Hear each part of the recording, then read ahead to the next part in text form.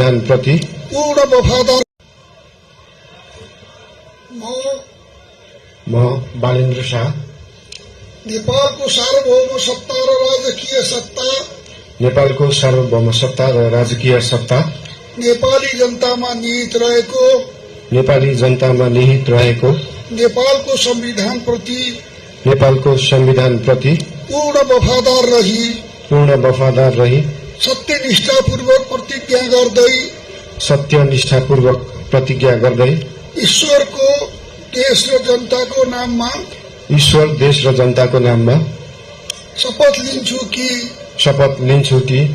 प्रधानमन्त्री पदको जिम्मेवारी प्रचलित कानूनको पालना गरी मुलुक र जनताको भलो चिताई कसैको डर नमानी पक्षपात नगरी पूर्वाग्रह वा खराब भावना नलिई ईमानदारीका साथ गर्नेछु र आफ्नो कर्तव्य पालनको सिलसिलामा आफूलाई जानकारीमा आएको कुरा म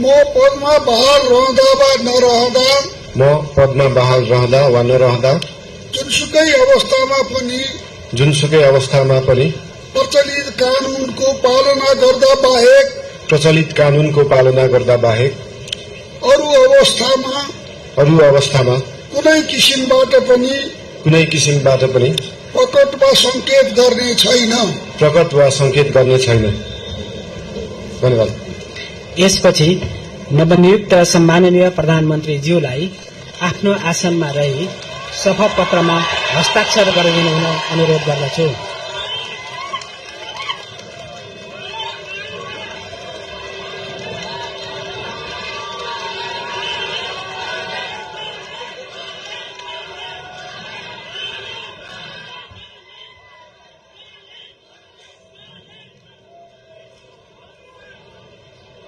सम्माननीय प्रधानमन्त्री श्री बालेन्द्र शाहज्यूबाट प्रधानमन्त्री पदको पद तथा गोपनीयताको शपथ